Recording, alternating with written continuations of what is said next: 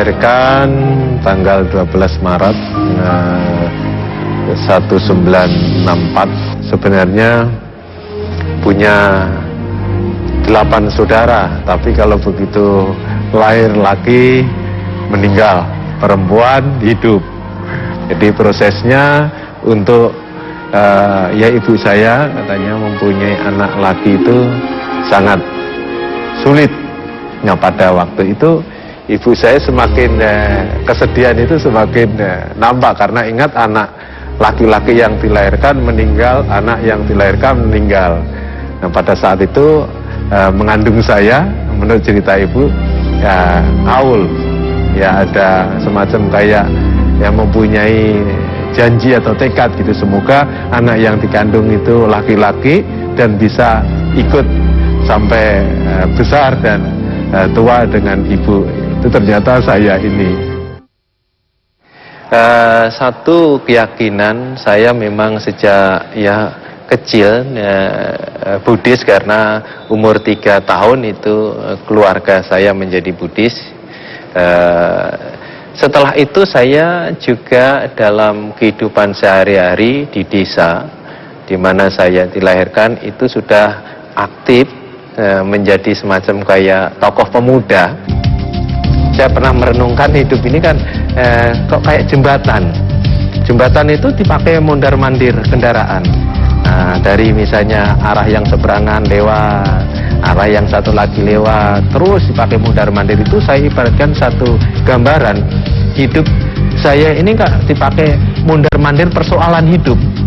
Pagi kerja sampai sore pulang, dapat kerjaan, langsung mendapatkan hasil dari pekerjaan kita gunakan, nanti mencari lagi, dipakai mondar-mandir persoalan hidup seperti itu. Dan akhirnya jembatan itu rusak juga, seperti hidup ini akhirnya rusak juga. Apa yang akan diambil dalam kehidupan ini kalau toh akhirnya rusak atau meninggal dunia seperti jembatan yang lewat tadi. Jadi ada semacam tuntutan dalam keberadaan kita untuk menambah ya pengetahuan tentang Buddha Sasana.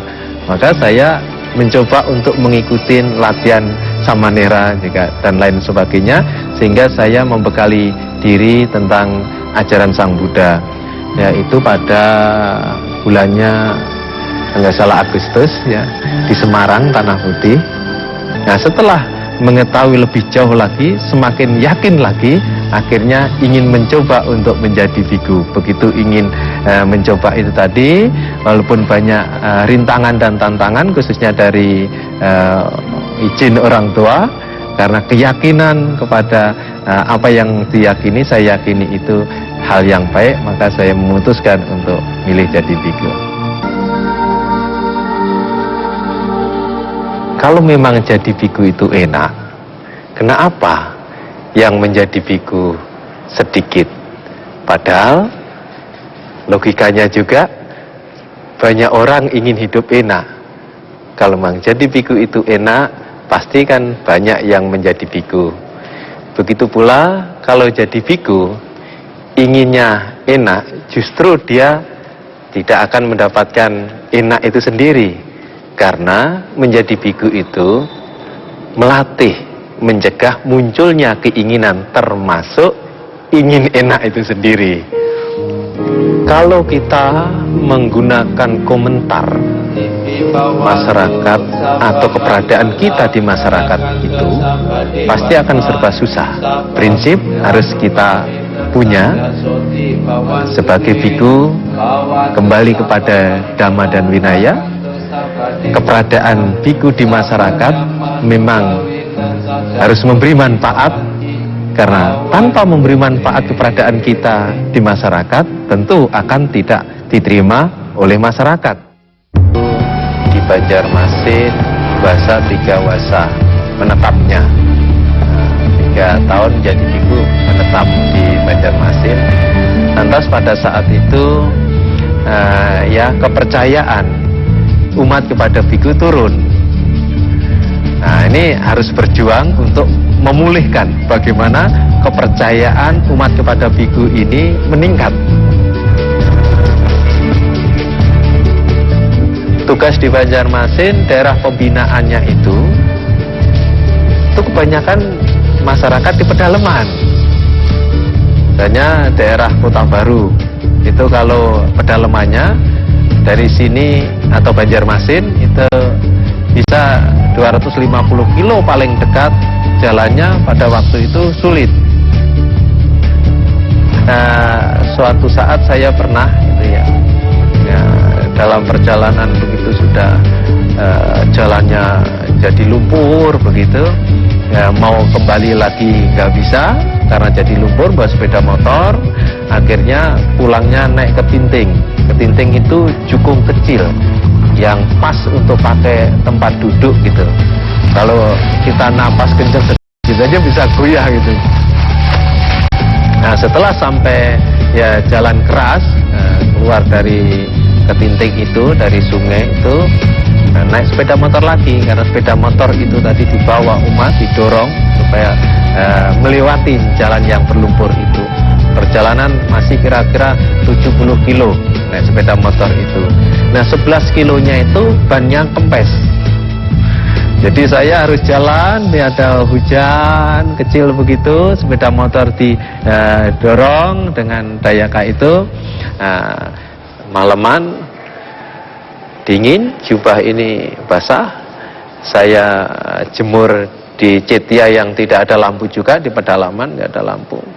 Nah, pada saat itu pikiran ini, namanya pikiran tuh kesit, lincah, pulang ke rumah, ke desa di Jawa Tengah sana, ingat kepada orang tua, ingat kepada teman, dan lain sebagainya. Nah, pada saat itu saya semacam kayak dialog dalam diri sendiri, bertanya pada diri sendiri, siapa yang nyuruh kamu jadi biku, Sadawiru? Ya saya sendiri, saya bertanya, saya jawab sendiri gitu. Nah, kalau itu pilihanmu jadi biku, ya inilah tugas jadi biku. Masuk ke pedalaman, sulitnya dalam pedalaman pembinaan umat itu kayak begini gitu. Jadi begitu saya bertanya dan saya menjawab sendiri, penyadaran diri sebenarnya akan pilihan, bahwa segala ya pilihan itu ada resikonya. Pada saat menjawab, ya itulah pilihanmu, ada resiko dari pilihanmu hidup menjadi biku. Jadi emosi itu turun. Bercermin kepada realitas sekarang ini, dan orang-orang tua yang dulu anak-anaknya Buddhis, tapi karena misalnya pergaulan, karena di sekolahan, karena di rumah itu sendiri. Nah, kalau ini enggak segera ya diatasin, khususnya wiara-wiara yang sudah mempunyai kemampuan di bidang finansialnya, kemampuan SDM-nya, kalau enggak memulai bagaimana untuk menjaga bibit anak-anak mereka sendiri, siapa yang akan menjaga? Kalau sekolah itu bisa tumbuh berkembang, kita kelola dengan baik walaupun dengan susah payah, ada generasi melanjutkan orang-orang tua yang saat ini sedang bekerja.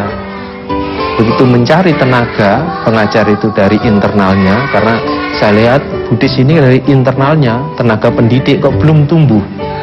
Nah, saya cari orang yang mau mengajar, ada komitmen untuk membantu merintis sekolah ini. Asal Anda mampu itu pasti akan ikut. Tetapi walaupun banyak orang mampu di bidangnya, tapi kalau yang mampu itu tidak mau, habis.